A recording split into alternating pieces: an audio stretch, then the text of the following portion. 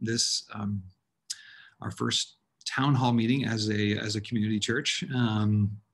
If you haven't yet gotten to go to the poll, get a chance to go down, check out the poll. It's an Old Testament, in light of what we've been reading, in light of what we've been talking about, chance for you to let us know what is your favorite Old Testament law so far amidst some of the very particular, slightly peculiar laws that we've experienced so far. So make sure you weigh in on the poll, because we'll talk about that a little bit later. It's a little bit of fun in the midst of all the other things we'll be talking about. So welcome to our first town hall meeting. Really glad to be able to be together. This is, as we all know, some pretty unprecedented times. And not only do we not know what the election will turn out to be in the next day or two or three or week, we're still in the midst of a pandemic, which has obviously changed the way in which we do life and family and work, and in this case, of course, church. So we're in the middle of it for sure. We're expectant. So what I'm going to do is just take a minute and pray for the moment that we're in right now, and invite God to continue to care for our church and for you, his people. So Father, we just want to ask, as we spend the next few moments together as church, as people who have given their lives to you, and in caring and sharing their lives with each other and with this church, get to be a part of the mission that you've called us into being a part of. So thank you, Father, for the good work that you've been doing through Roswell Community Church. Thank you for the fact that that you are at work in our midst and in our lives. And Lord, that on the broad scale, amidst all the uncertainty, all the unknowns, that you are neither thwarted, that you are neither fretting nor unsure, but that you are clearly and truly seated on the throne tonight, and that all is well in Christ Jesus. So we claim that, we cling to that above all things as we step into our time together. We pray that in the name of Christ, our Savior and King. Amen. Well, again, it's great to be together. If you have questions, we're going to be talking about a few things up front here. But if you have questions, what I'd like you to do is go down to the Q&A at the bottom of your screen and just type up the question that you may have that surfaces as I start kind of walking through some of the pieces of our conversation. And then we'll have an extended time at the back end of this to be able to answer those questions. So make sure you fill those out as they pop up, and then I'll be addressing them in a little bit. But I'm going to share my screen here, and we're going to jump in and talk a little bit about kind of like what's been going on around Roswell. What's one of the questions that we've probably gotten a ton over the last bit has been, okay, so help me understand, like, where is everybody? Are people still? Who am I watching church with? So I'm going to go ahead and jump into a little bit of a slide version for our town hall here. And so welcome to our first town hall. We're stoked to have you. One of the questions that has come up that people have brought up has been like, okay, so how many people are coming on a Sunday? What does that look like live, and what does that look like online? And so here's, oh, that's not the right slide. Okay, look at this, quality slide management. Here we go. This is where we are as a church. Yes, we are distanced, but we are together. What you can see here is that basically we've been hitting about 60 people or so in the building on a Sunday morning in the past basically couple months. That's where we're averaging. This past week, when kids joined us for the first time, we ended up having a few more than that. So that's been an increase. But roughly that's where we've been at. And honestly, it's been very stable for those that have been in the building. Now, those that have been watching online, we have, as you know, a whole bunch of different means and methods to be able to watch online. YouTube, of course, our Boxcast and Facebook. If you take all of those together and pull them together, there's about 85 families on average per week that are participating in RCC Church online. And there's lots of different, if you talk to churches and church, the people who like do the church consulting thing and tell you, okay, so how many people does that mean? And what does that look like? Honestly, the normal, and then maybe the most conservative multipliers, they call it a 1.7 multiplier. So if you take the number of people that are watching online and multiply it roughly by 1.7, you have a sense of how many people would normally be or are attending your services.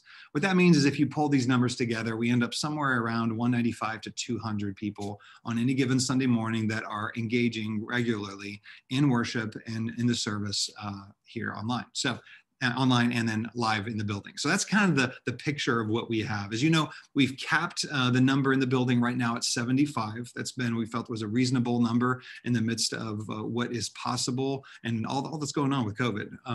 We have the capacity to go to 100 folks in the building and still be able to maintain distancing with masks, but that's we're not going there quite yet. We're going to be kind of leveraging this 75 number for the foreseeable future. But that's kind of this is who's going to church with you. If you kind of like, hey, who's going to church with me? This is kind of the number, the general sense of the folks and the number that are going. Now, of course, we don't get to see faces much, even in the building. Honestly, we don't get to see much faces. So it's still a weird and peculiar time, but really grateful for the technology to be able to take the being together. So that's kind of attendance, if you will, as a church, what that's looked like, which is not massively different than where we were before COVID. We're a little over that before COVID, but that's in the general ballpark of where we were prior to the pandemic. So now, as far as one of the things that I wanted to kind of give you, we're distance, but we're together. One of the coolest things, as you know, we've been doing is reading through the Bible together. And as we look at the first 5 books of the Old Testament, including Deuteronomy that we just finished, y'all have responded to the texts we've sent you about whether you finished a book or not.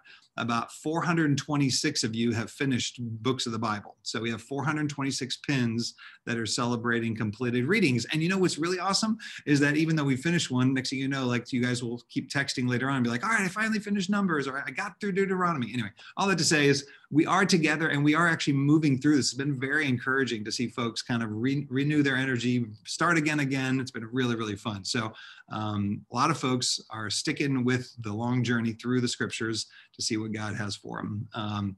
As far as community, we actually have a really very kind of strong and vibrant, the feedback that we've gotten from those of you that are in community groups, we have about 130 people that are in active community groups. And that's what I'll call official RCC groups. Some of you are actually in other kinds of committed communities that are kind of holding you together in the midst of this distance time. But for us, this is an encouraging thing that about 50% of our church, or so a little bit less than 50%, is engaged in intentional, ongoing community together. So that's one of those both encouraging things, and also it's kind of a little bit of a lifeblood piece that as we said a couple of weeks ago, we launched 3 new groups, and for some of you guys that are in those groups, you know, like you've never been in a community group before, even though you've been at Roswell for a while.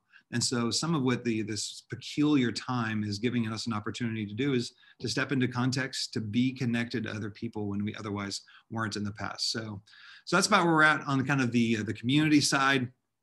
Our webinar methodology, we've been trying these webinars, you know, that stuff in the Bible. We've had on average, about 26 people come to the 3 webinars we've had so far. We'll have another one on the 17th, which will be tackling the issue of genocide and warfare, which if you just read in the last couple of days, you've seen a decent amount of those questions emerge. We have about 320 folks that have watched those same webinars on the other side afterwards, which has been kind of a cool thing. And they happen every day. We actually had a couple folks, new viewers watch the creation one just in this past couple of days. So people keep kind of entering into and stepping into the conversation we're having about the Bible. And of course, that's many of you who aren't able to be there live. So that's kind of a snapshot of how we're distanced but together in this particular way too. And then one of obviously the really cool things we got to do a while back was to gather together, though we were distant and we were careful, to pull together for the Must Ministries piece, and pulled out, as you can see, the 3 full trucks worth of groceries, which was it was really remarkable. When we pulled up to Must Ministries and talked to the gentleman that was anticipating us coming, he had sent us, those of you who drove by, he sent us with 3 barrels, saying that that's probably realistic for a church like you guys. And we came with 3 pickup trucks full, and he was just blown away. And so we're expecting about this coming Saturday to be able to do something just like that again. But we had over 75 of y'all in your cars dropping by. That was a really special day in a way. We tried to stay together, and again, an opportunity for us to do so again this coming Saturday. But the other thing we've gotten to do and pull together in the last bit is in loving each other. Love Shares having about $19,000, almost $20,000 that was given particularly for benevolence towards COVID-related issues and needs. And so far, there's been a need for about 5,000 of those dollars, and they've been distributed and used through the benevolence team to care for real needs in our body and even beyond that. So we're obviously stewarding every dollar to be both wise and also generous in all the areas that are needed. And candidly, the needs is only going to increase as the weeks and months come come forward. So anyway, really grateful for almost $20,000 and a buffer there to be able to step into people's lives where real need is at play. So we've got to do this kind of this togethering piece in the midst of being candidly just apart. And one of the really beautiful things is that we're scattered and it's weird. This is a strange time. I think I saw somebody the other day in the car, and we were in side-by-side cars from the church. I hadn't seen them since the beginning of COVID. I'm just waving. I'm like, oh my goodness, I haven't seen you in forever. It's just a strange time. And yet it's also a time in which God is still moving us forward as a church, that we're not stagnant. We actually have a very real purpose and vision that we're wanting to continue to walk through and follow as God leads. And so one of the cool things that God gave us well before this pandemic hit was the invitation, as we looked at a 6-year vision on this year 2 of becoming the kind of people who would be grounded in God's word. And so we're focused here on year 2 as we become the kind of people who have the life of Christ formed in us. And then more significantly, on top of that, have the life of Christ manifested through us, that we become those kinds of people. So you remember last year, if you were here, we spent a whole year talking about what it looks like to risk, right? What does it look like to hear from God and respond regardless of what he might call us into, and to ask God to tell us and invite us into things that we otherwise wouldn't do as a means of letting him do more in our lives. And so we spent a whole year allowing God to form and forge our movement towards him as we hear and respond. Now this year, we're getting to literally hear from him in his word and directly understand what he's like, what we're like, what the world is like, as we understand his heart for in the redemptive narrative of the scriptures. And so there's this grounding effect that we're wanting to see be true of us as the people of God. And so what's crazy is I can't think of a more important thing to be going on right now in the midst of everything being so ungrounded. And so really, really grateful that God has given us this time to be able to put our eyes on him through his word, and at the same time to be able to be focused on doing that together as a community. Now next year, just as a reminder, next year we'll be focusing on what does it look like for us to move in the midst of the purposes God has given us as individuals, into the very calling that he has for our life, and to do so in community. So it'll be a two-pronged focus on living out our calling, our sense of calling and purpose in the midst of the kind of community that helps us do that. So that'll be the focus of the direction we'll be heading next year as we, again, move towards becoming the kinds of people that allow the life of Christ formed in us and the life of Christ manifested through us. So again, that's the vision we have as a church. We're going to spend 6 years allowing God to do that in us, and then trust him for how he's going to then propel us into what he has following that season. So that's where we're at. You guys have heard it, but I wanted to remind you, this is where we're at, and it is good. It is grounding. And loved ones, we need to be grounded right now more than ever. And God's word invites us into that. So if you haven't started, if you've dropped out, if you've been struggling with it, like step back in, allow God to do good things. We're now entering into some of the narrative books that are going to have a particular impact on us being able to see God's movement of redemption in the midst of a broken community of Israel. And it's going to be really, really helpful. So anyway, that's where we're at from a vision standpoint. So the question is, that's where we're heading. That's where we are. What does it mean for us to fund this mission? What does it look like for us to actually have a financial wherewithal for this? So here's kind of the financial landscape, if you will, of where we've been the past 3 months. For those who aren't familiar with us, we operate on a fiscal year budget that begins August 1 and runs through July 31st. And so these are the first 3 months, if you will, of our budget year. And what you can see right now is that we're under our budget by about $22,000 so far in these first 3 months, which is a tangible. I mean, it's a tangible shortage. The simple way of thinking about it is if you multiply that out for the next 3 months, if you do a full year, we're looking at somewhere close to almost $90,000. It would be $90,000 that we would be shy for the year. And so we're wanting to be really wise and steward everything that God is entrusting to us as a church. And but this is the current reality of where we are. So again, this is the natural time. I just want to invite you. If you're part of RCC, this is a way in which God is ministering, meeting you, calling you into community. Then I invite you to move towards generosity. If for some reason, like you forgot, or you haven't had a chance to set up online giving or something like that, we invite you to be a part of what God's doing here. of continuing the movement of God at RCC. And so many of you have been so incredibly faithful to even allow this during this difficult time, financially strained time, for that to be the case. So, but in order to put this in context, I thought I would give you just another picture, right? 3-month snapshot. You're going like, okay, so what does this mean compared to what? So here's a snapshot of the past 15 months. Okay. So if you look at RCC and its finances, the giving in particular versus the budget, this is what it looks like. Those of you who like graphs, hopefully this is going to make you very, very happy. But let me just orient you real quick. The green line here is the giving. So this is the giving at Roswell Community Church for the past 15 months. So this was the previous ministry year right here. This is the new ministry year right here. So we just began again.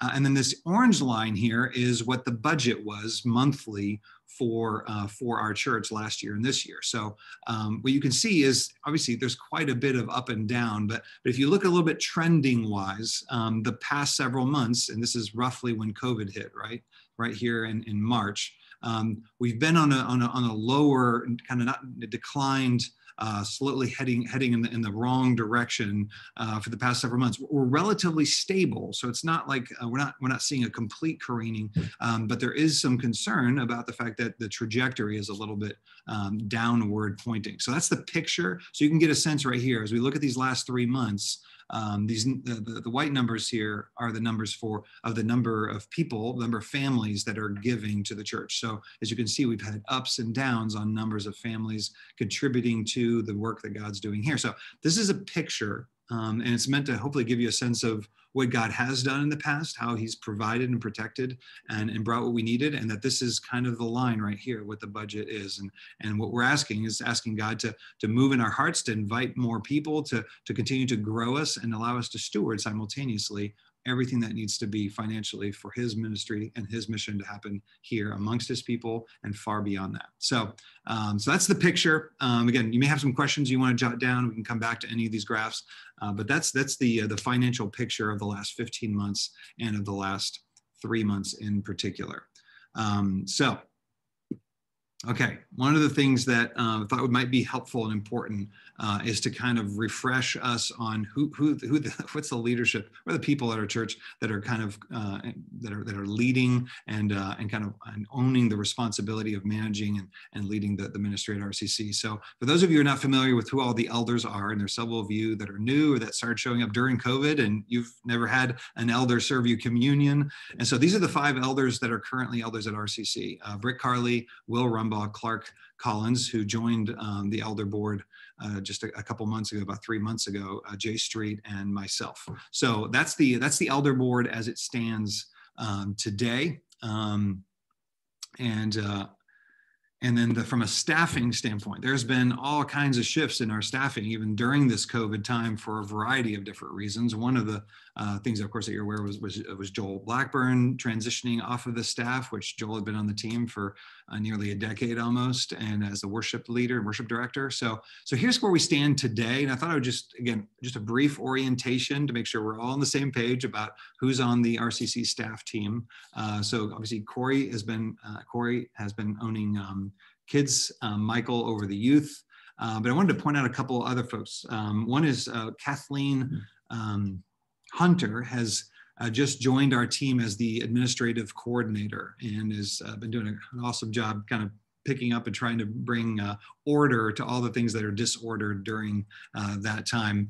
The other new face that had joined us back on the beginning of August was David Wilhite as the interim community director. And so David's been the one working with community groups to both establish new groups as well as to bring cohesion, training, development, and kind of a movement within the community group and community context. And so I've been super grateful for David.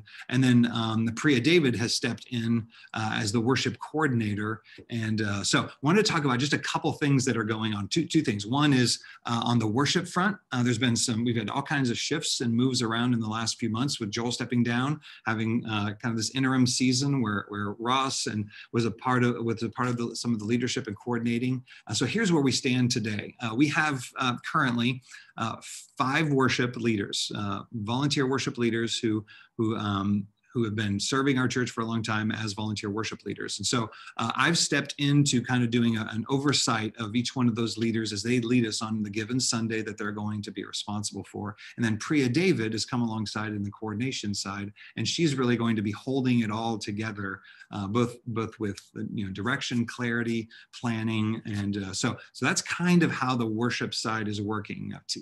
Priya and I are teaming up with the worship team leaders and the amazing band that's been serving for some of you for a long time, to be able to bring healthy, good, Christ-centered, meaningful, spirit-filled worship on a Sunday morning. And so to that end, I just want to remind you, if for some reason you're like, I've actually always thought about being part of the band, but it just wasn't the right time, we're in the midst of auditions. So if you're interested in being a part of the auditions on November 22nd, you can go on the app. We just posted something. You can go sign up. We'd love to have you try out and kind of see if this would be a right fit for you to be part of that team. So we're expanding the team. Love for you to be a part of it if you're interested. Priya's doing an amazing job. If you have questions about worship, talk to me or to Priya at any time. The other thing that was a natural question is something we talked about months ago, again, pre-COVID, with the plan of looking at an associate pastor. Right now, what we've done is we've taken that even the pursuit and the search of that, we just developed a search team right when COVID hit. So what we did is we went ahead and just put that on pause. As you can imagine, there are so many uncertainties.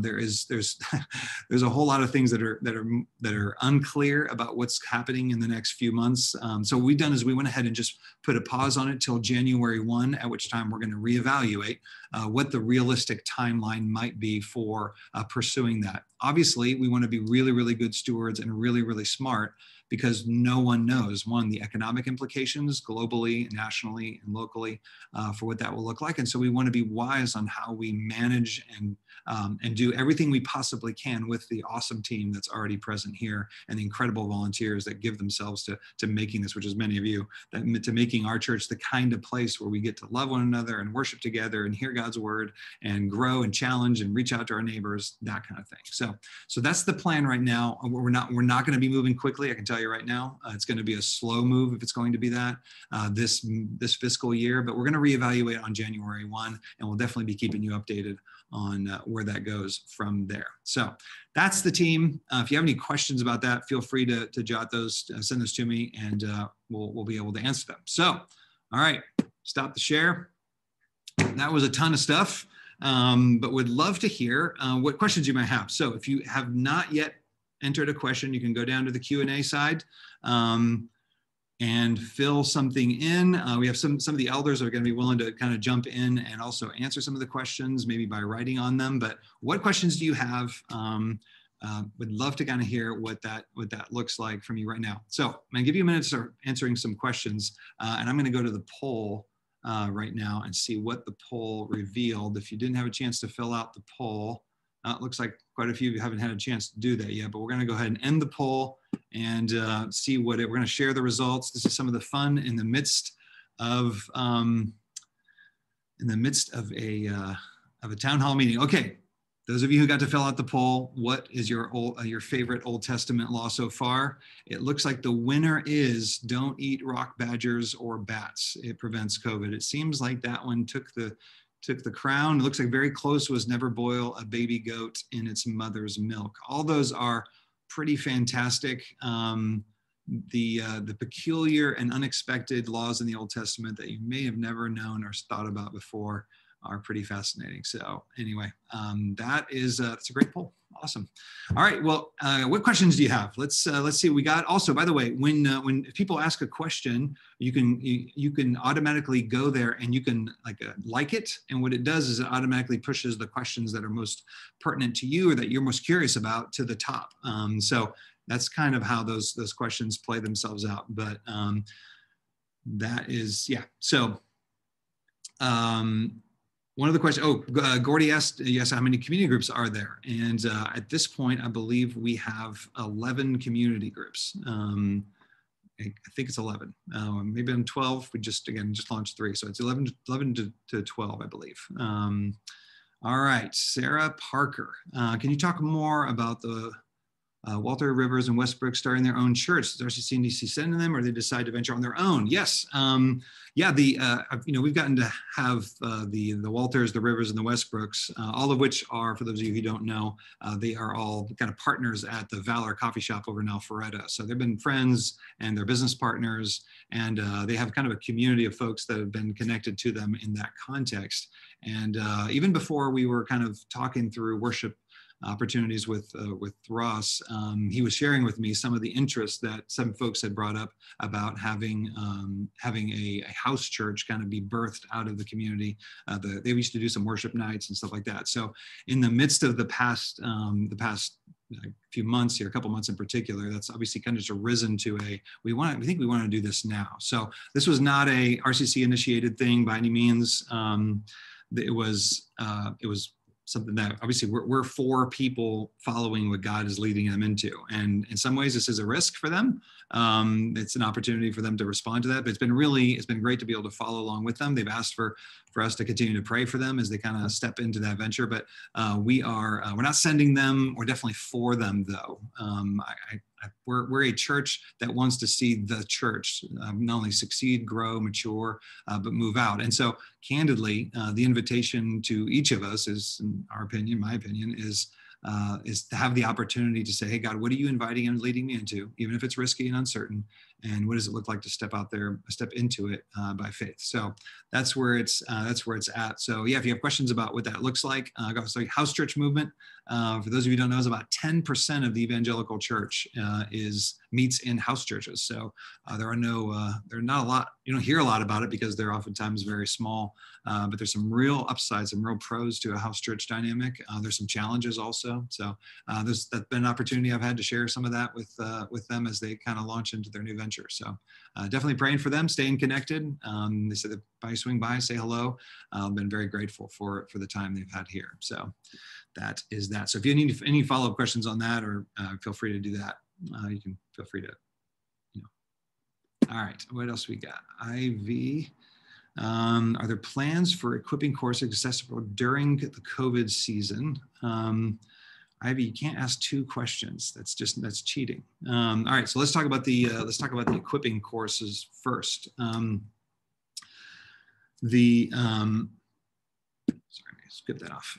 Okay, so on the equipping courses front, yes, the desire would be to be able to open up opportunities for equipping. What we're discovering, hearing, and seeing is everyone is pretty capped out, maxed out on the Zoom life, on the online life, and so we've kind of been trying to be wise about what we're going to be offering and making possible. We're obviously, with the webinars, trying a little bit of what that looks like to do an online training environment.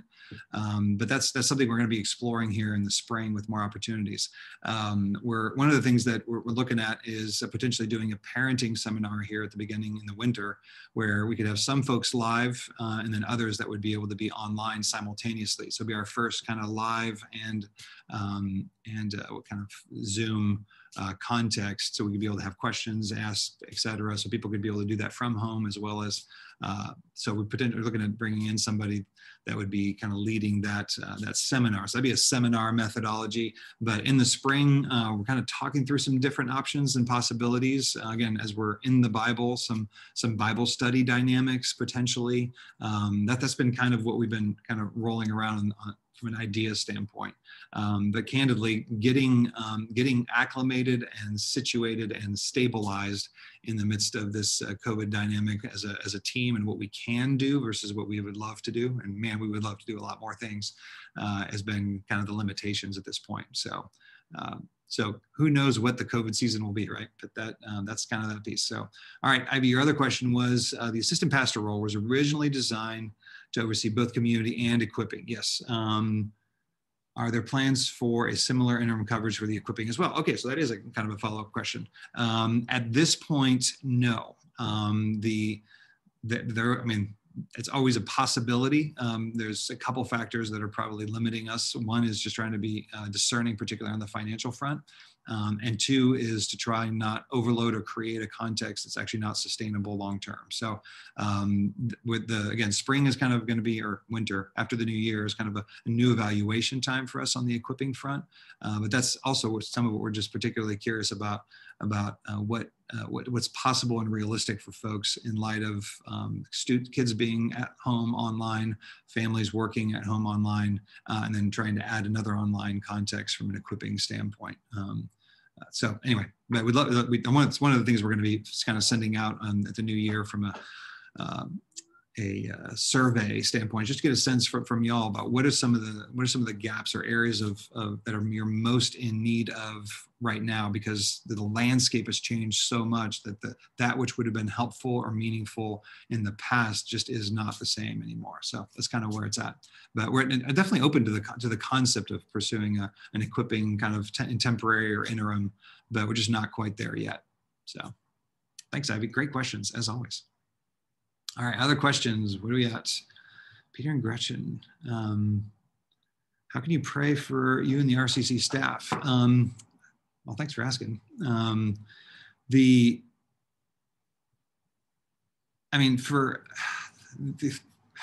Gosh, I wasn't prepared for that question. I don't know. I can think of anything about the church. I know from a team standpoint, it's one of the challenges has been a sense of kind of greater or increased isolation or disconnection. Like any work teams, I think most of you probably experienced this with your own teams. There's a little bit of just disconnection that has existed. There's always some natural silo pieces, but we're not crossing paths nearly as much as we were. And so that's created some greater unity challenges and some of the shifts in the team. So we're kind of in that team rebuilding, renormalizing place currently. And I would say from the staff individuals, Michael's trying to figure out how to do youth in a digital / half live world, distanced with masks. So that there's a lot of challenges with trying to make that happen. I think what we're all experiencing is the challenges of how do we serve everyone in the midst of such a diverse type of need areas. We have so many young families that I know Corey has a real burden to try and see us be able to have deeper and greater impact on families and kids. But there's just limitations to what not only we can do, but what y'all can actually take in, assimilate, and make part of your world. And so that's probably one of the biggest pieces. We'd love to be able to serve and engage and love you guys well. We're just not always sure some of the best ways that we can do that when everyone is so scattered and pulled apart. Anyway, so. But one of the questions, by the way, that almost all of you guys have asked me over the last little bit has been kind of how my health is. So I just want to say my health is good, doing well overall. So appreciate you all praying and asking me about that regularly, but doing pretty well. So thanks. So thank you, Peter and Gretchen. Really appreciate you guys caring for us in that way. All right. Oh, okay, so.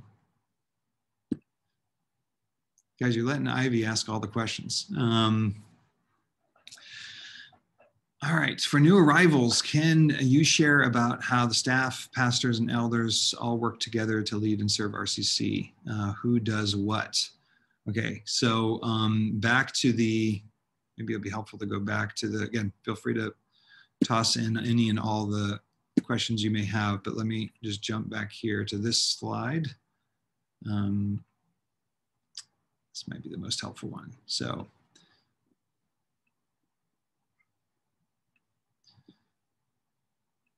yeah, so obviously Corey oversees all areas of kids, from babies through fifth graders. Michael's been responsible for youth, which includes all middle school through high school, and I think both of them do an amazing job. And that includes all the youth coaches and all the trainers, Corey, and all the volunteers, many of you who've already stepped in to be able to be a part of the kids stuff. So it's just fantastic. David Wilhite is, again, as I said, over all of the community groups in particular, just the different areas of community integration and assimilation elements. And then, as I mentioned about Priya's role. So Kim Ali is the director of operations. She's also the director of communications. So the communication goes under operations for us. And so both Clark and Kathleen are part of her team as they kind of help keep all the pieces, both the facilities, which Clark is awesome at helping us kind of keep all our vendors happy, all the systems working. When things crash or the doors are locked, you can't get in or get out. Those kinds of things have always been amazing. So that's kind of the administrative behind the scenes piece, as well as the support to all the different ministry arenas that are going on. And then I'm the lead guy, kind of handling and carrying these. And of course we have folks like Steve Heimler that there's an adjunct teaching pastor, and Art that's been part of the teaching team as well, and will be again on the other side of COVID. So that's kind of that's the team. Have an amazing team of people, honestly, really, really awesome. So thanks for hopefully that clarifies that. Is church leadership, Kathleen, is church leadership waiting? Oh, hold on, that just bounced up. Is church leadership waiting for the end of the COVID season to begin exploring filling the associate pastor role? Yes. I don't know that. Oh, let me stop sharing. I don't know that at least I know that I don't know what the end of the COVID season is. We all know that's going to be probably longer than any of us were hoping for and expected. And so the bigger tell will be, some of it will be a reentry, kind of, what does it mean to invite a new leadership role into the midst of a clear, stabilized future is obviously a pretty important thing. To invite someone into this kind of, everyone's trying to still figure how to do this effectively and well ongoingly is a pretty tough situation. But the other pieces on candidly is just the financial element. We want to be really, really wise about not putting a financial strain on an economy that we don't know is going to how it's going to play itself out, and on folks on the giving and the general budget that's at play already in our midst. So those are probably the two biggest implications. But if anyone knows when the actual COVID season will be done, that would be fantastic. Mike, do we have plans or thoughts for Christmas Eve service? Mike, I'm so glad you asked. The answer is, check it out. Watch this. About to have an exciting moment here. I even have a slide for you. Boom. Okay. This is I was going to hold this to the end, but we are planning a Christmas Eve service that we are going to be doing outside. So we're praying and asking God for some awesome weather, but here's how we're going to do it. We're literally going to fill the parking lot, which hopefully will allow all of you, because we won't be inside, it'll be outside, and we're going to do a full kind of just a worship, very brief little encouragement, a couple of reading of scriptures, but a lot of just great Christmas, God exalting, Emmanuel welcoming, singing, and we'll have candles. So it'll be outside, family friendly, social distance celebration. We're gonna have lights. We're gonna be doing all kinds of outside decorations. We're gonna have hot cocoa and candles. So that's kind of the plan. It's kind of our best attempt to be able to be all together on a night that we would normally be all together with family and friends, etc. So that's the plan. It's gonna be fantastic. We've got all kinds of things that we're working on to that end already. Very, very excited about that night, which hopefully will be the first time in a long time we've been able to see folks that we normally wouldn't see, even though we'll obviously try to continue to remain distanced, but at least in the parking lot, blocked off. We've gotten permission from our landlords to do all kinds of cool things to our property. So that's what we're going to be doing. So Mike, thanks for asking. That is it's going to be a great night. And by the way, this is going to be a night. I can't say this enough. Like, part of why we're wanting to do this is because we want to be able to be all together. Yes. Part of why we're doing this is because we want to have an opportunity to center our hearts around the reality that Christ is coming. Christ is coming, and he's coming again, which is what Advent reminds us of. But we also want it to be the kind of thing that's super, super easy for us to invite our friends and neighbors to, that we become the kind of people who are thinking about the fact that there's a bunch of people around us who have no hope, and the opportunity to be even reminded that there's a bigger story than COVID, there's a bigger story than this election, is some of what we want to be able to do. So already we're going to be sending you guys all the Christmas stuff by mail. So you'll get all your Advent calendars and Advent booklets and your invitation thing. And so we're going to send you a bunch of stuff in the mail, but but this is such a cool opportunity for you to just say, hey, listen, we're going to be outside. You want some hot cocoa and sing some Christmas songs and be invited into a season where there's an opportunity for hope in Christ Jesus. So anyway, it's a little, I got preachy, but I just want to say, like, make sure you seize the opportunity to do that as best you can by leaning in and asking people if they want to be outside with you on Christmas Eve, because it's going to be awesome. And who knows, maybe it'll be one of those years where it's, 60 degrees outside on December 24th, because it's Georgia, and it certainly can be.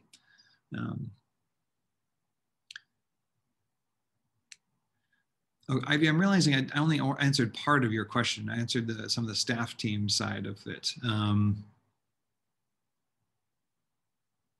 But the combination of how the elders I think it's some of what you're asking. The elders all work together to lead.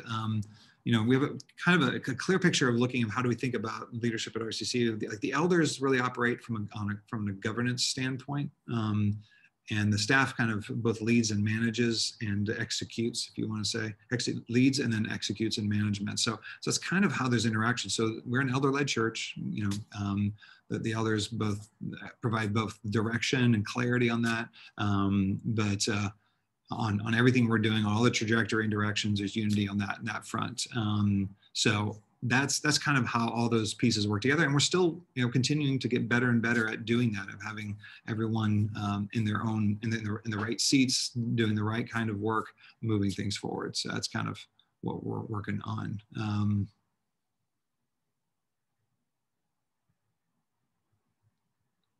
All right. All right, I'm seeing the chat and the questions here. Okay. Art is asking, hey Art, Art is asking, what's the biggest challenge that you are facing, personally, in leading us during such a weird COVID season? Honestly, I miss being with people. Like I saw Kathleen today for the first time. She's joined our team like a month ago. It's the first time I've laid eyes on her, and it's that kind of a time. And so it has been a real joy to be able to like have some brief conversations with some of you all, like after a service or something like that. But that's probably the biggest challenge for me, is the longing to be able to have opportunities to connect and be able to be with the people to set eyes on. So it's been wonderful to be able to pray for different folks at different moments, but that's been probably personally the most challenging element. Art, the honest answer would have been early on, would have been, preaching into a red light was probably the hardest thing, but don't have to do that anymore, and I'm very grateful. So that's probably one of the big challenges. The second is just knowing that some of the elders have been reaching out to folks and just asking for areas of prayer, and just hearing back from y'all, just there's real weighty things, like there's struggles going on in people's lives and their marriages with their kids, uncertainty about finances, or job loss. I mean, it's like there's weighty things going on, and yet there still feels like we're kind of still distanced, and so that's the hard thing, is really longing to just give a hug, take a moment, grab hands, pray, like that kind of stuff. I genuinely miss the opportunity to do that. So I would love to have an opportunity for greater momentum. I feel like, we were kind of on our way somewhere, and everything kind of got blunted a little bit with COVID. So those are the pieces that are a little bit discouraging. They can be discouraging. So yeah, that would be some of the personal challenges from a leadership standpoint, but deeply grateful. The team's been awesome. The elders are fantastic. So that's been just terrific.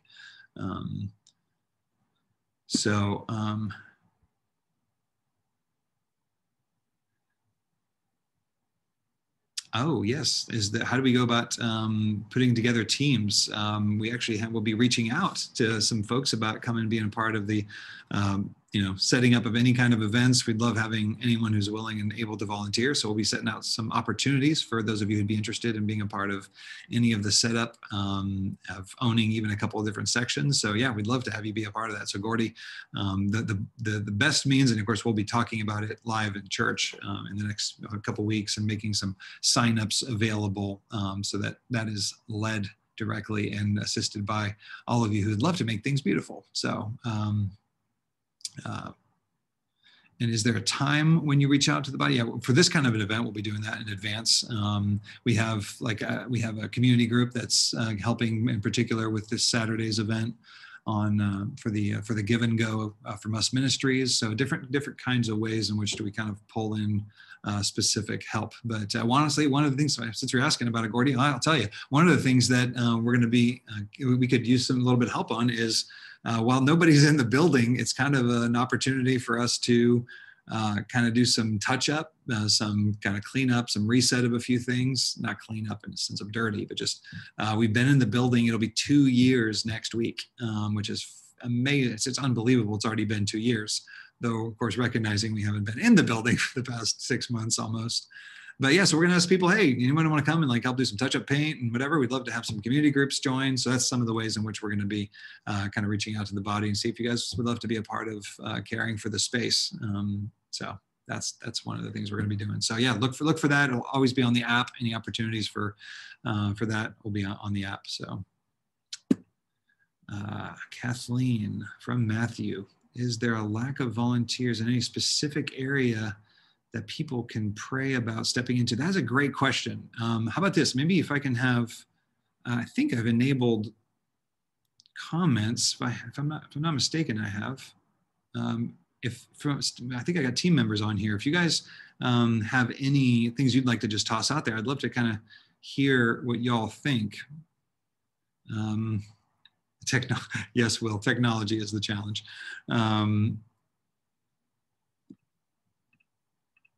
That is a great. All right, cool, great, Gordy. Thanks for working with the group. So maybe it's not enabled. Okay, apparently we can't comment. Let me see if I can maybe we can fix that. Okay, Corey is saying that she needs 3 and 4-year-olds and K in 2nd grade help. That is one of the areas, the volunteers that are at need for kind of getting the kids stuff kicked back off. We had a full crew that did a great job this past Sunday. We had 20 kids, no babies, but no nursery babies, but toddlers. And and it was great to see, again, I got to see some folks I haven't seen in a while, which was really, really great. But so again, Corey needs 3 to 5-year-old leaders, kid group leaders, and K to 2nd grade help. That's what Corey's needing. And Priya is telling me that the greeters, that we could use some more greeters. This is for those of you who've gotten to come on a Sunday morning, I'm having pep talks with the greeters, especially the people that are the seat folks. That most people that want to be greeters, right? They got this really awesome personality, they're super warm, but the last thing they want to do is be like, you know, they're not bouncers, you know. And yet, obviously, with some of the COVID stuff, we kind of have to be, you know, we have to be like clear. And so it's been a fun thing of being like, all right, let's be tough. We're going to be tough. We're going to make sure we do the right things, move people at the right time. So a lot of them want to just talk and have an opportunity to connect. So it's been a fun time to be like, okay, how do we love well and at the same time be super organized and move things around so we can actually get a service started and no one's waiting in the lobby. So anyway, so greeters, if you're interested in coming on a Sunday morning and being part of this welcoming team, it is really an awesome, it's not only a real gift, you get to see people, which is fantastic, but love to have you be a part of that. And also still more tech help. If you're at all interested in being part of the tech world for us on ProPresenter, even Lights and Switcher, we'd love to have you be a part of that. So thanks, Bria. Apparently only the chat is working. Jason David, speaking of Christmas, again, staff team, if you have other things that come up, let me know. I'll keep my eye on that. Jason David, let me answer your question. Okay, Jason, speaking of Christmas, as our families are planning Christmas budgets, will RCC be supporting the same ministry as years past through Christmas different? Well, we don't do Christmas different anymore. That, as far as we've kind of dropped that kind of, what's the word I'm looking for? Branding model or whatever. But as far as engaging at Christmas with intentionality, generosity, and worship, we're still obviously wanting to do that. So as I mentioned, we'll be mailing out to you the Advent guide for you and your families to be able to participate in this coming the Advent season.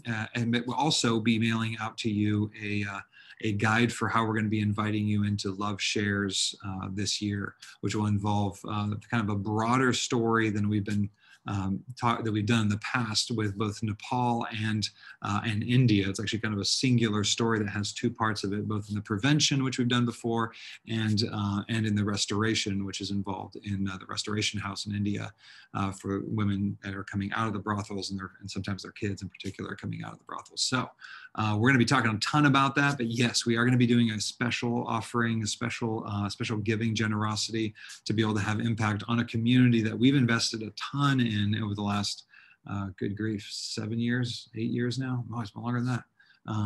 And so, yeah, we want to continue to see the impact that's been happening and just broaden and be deeper. So that is the answer. So yeah, I really appreciate it. Thanks, Jason. It involves a planning for sure. So we'd love to have you be a part of that. So yeah, we'll be talking about it, of course, very soon. And in particular, you'll be getting all that in the mail with clear information. Everything will be on the website going forward. So yeah. All right, other questions. Haven't had any COVID questions so far. One of the questions people ask is like, hey, so a bunch of people at RCC had COVID. We haven't heard about it. And the answer is no. I think all said and done, the last count I'd had of people that are, I say at RCC, not because they came to RCC, but that have been a part of our community. I think we're about 7 folks within our community have tested positive since the beginning of COVID, but that's about it. So 7 out of our 330 or 350 that kind of call RCC home. So not too bad so far. So obviously things are looking a little challenging right now, but that's kind of where it's at. Other questions? What else you got? That's anything else that's been kind of running in the back of your mind that you've been curious about?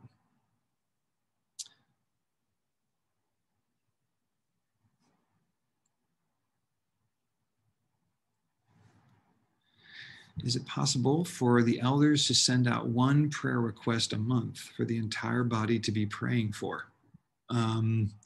That is a good question. I might need a little bit more, maybe that might be something you could clarify a little bit more what that might mean and look like. Over the years, we've had folks be curious about whether or not we could we be doing some live prayer for people on a Sunday morning during the service?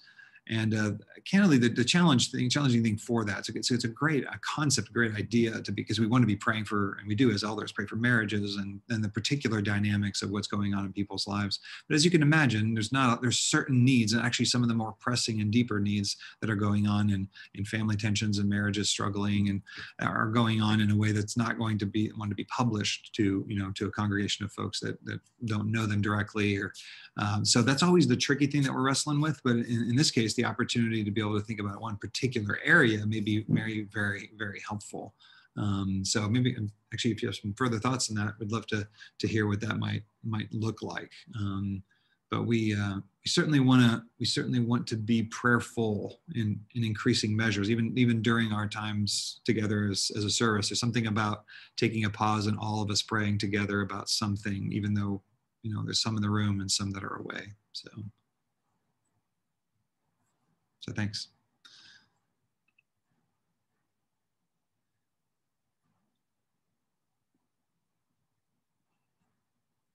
All right.